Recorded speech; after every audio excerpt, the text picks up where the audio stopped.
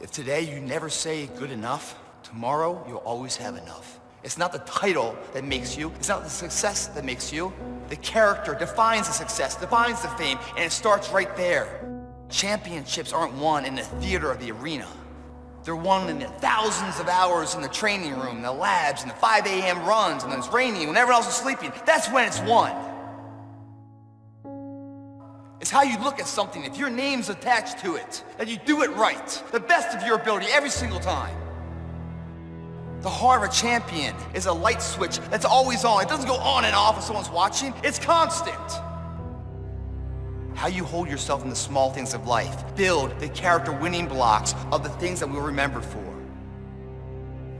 See, I say if you look at your life, and if you're not getting what you want, you owe it to yourself to do something differently. 85%, they say, of Americans go to jobs that they're unhappy. If you're doing something 8 hours a day that you don't like, it's not giving you what you want, it's not giving you a strong feeling of satisfaction and fulfillment. If that's what it is, you owe it to yourself to start strategically working to change directions. Most people will resist change. Most people will fight change as if change would be worse than what they're experiencing. Isn't it funny how you can find yourself in a state that you're really not supposed to be in? Maybe you're not in a physical cemetery, but you're in a spiritual cemetery. You're just in a dead place. Let me talk to you a minute, because I know you all have never been in a dead place.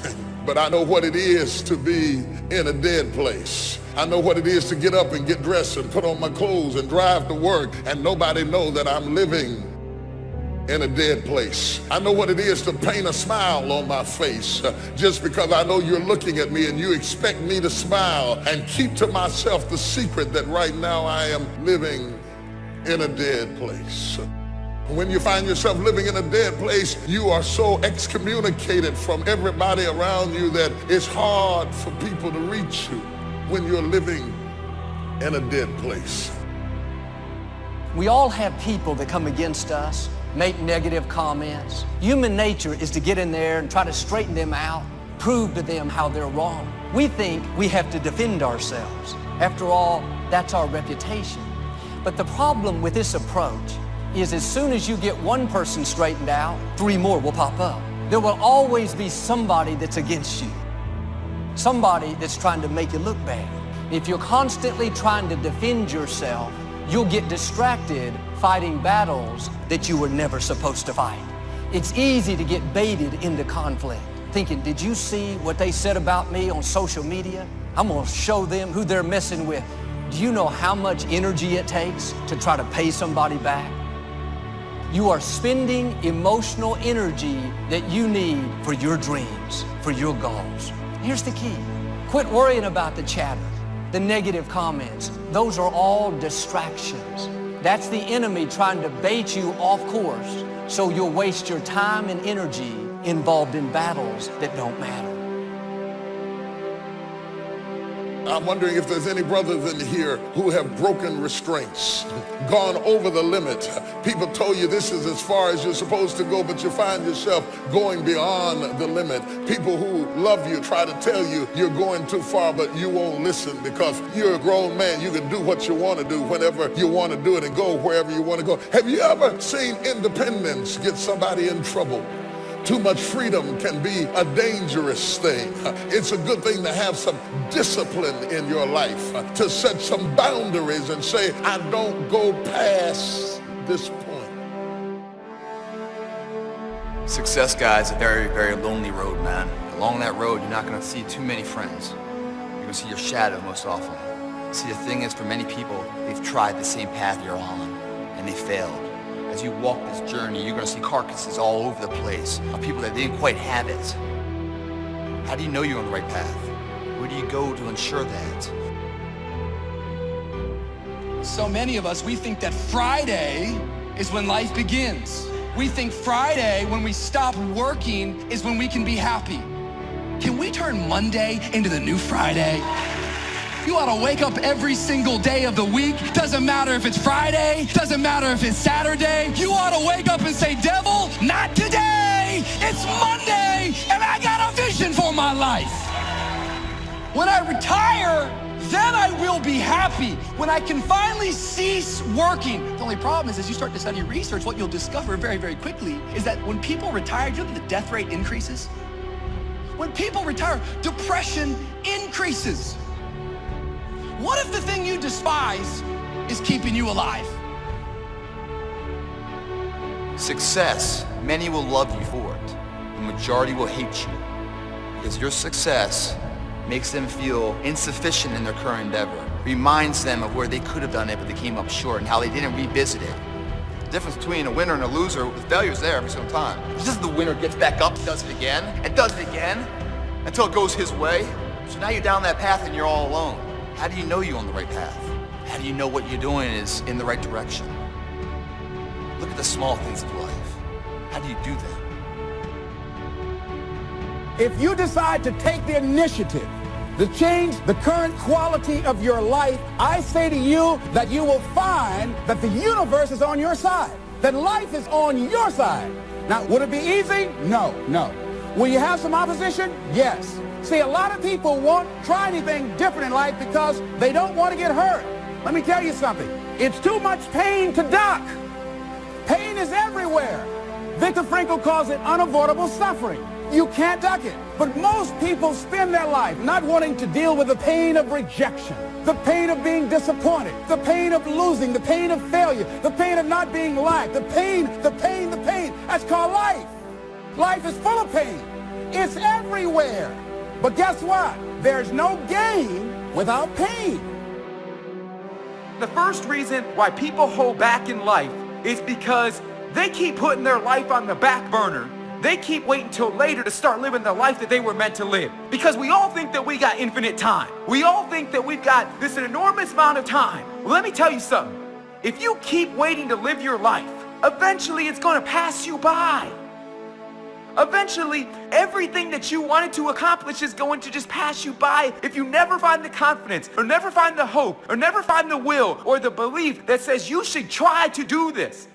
I see so many people out there that are like, I have a goal, but I can't do that right now. I want to pursue my dream, but we living in a pandemic. I see a whole bunch of people out there who have a dream, but they're too scared to go after it. It begins right now with no one looking, man. And how you hold yourself, how you see yourself. What do you do when no one's watching? If you do it then, I guarantee you, you'll be doing it when everyone's watching. I'm sure you've heard the saying, fish and company start to stink in 3 days. Well, that was one of hundreds of Ben Franklin's comments on life. Another was, diligence is the mother of good luck. You know, it's amazing how hard-working, smart-working people have all the luck. We sometimes hear of a brand new musical group, an overnight success. They must have been in the right place at the right time, knew the right people, had a friend to help them out. But if you've ever watched an interview with some of these folks, you'll probably hear that their overnight success took several years. Diligence is the mother of good luck. Now, in addition to these witticisms, Ben Franklin gave us 3 principles of success and ambition that have withstood the test of time. Number 1, happiness doesn't come from big pieces of great success, but from small advantages hammered out day by day. What Mr. Franklin is saying here is that we must be happy with what we've got when we're in pursuit of what we want. When you can mentally control the circumstances and never see failures as failures, you'll be amazed at how much easier life will become. Every human being that's alive is presented with challenges and obstacles. It's only how we perceive them that makes them negative or positive. The secret of being alive and always happy is to experience the present. Think back for a moment of the happiest times in your life. I'll bet those were moments that you were totally absorbed and focused in the present. And you were happiest because you felt so alive, so in touch with the experience of living. You weren't thinking about the past or the future because you were too busy living in the now. This is one of the secrets of truly happy people. They're absolutely absorbed in the feeling of being alive. You got to take care of the small disciplines before life will give you a chance to handle the more complicated disciplines. Good phrase to take home. All disciplines affect each other. In fact, here's a good philosophical phrase. If you hadn't thought of it before, here it is. Everything affects everything else. It's so easy to be casual and say, well, this doesn't matter. This doesn't matter. I'm telling you, everything matters. Of course, some things matter more than others, but there isn't anything that doesn't matter. Then here's the positive side. Every new discipline affects all your other disciplines.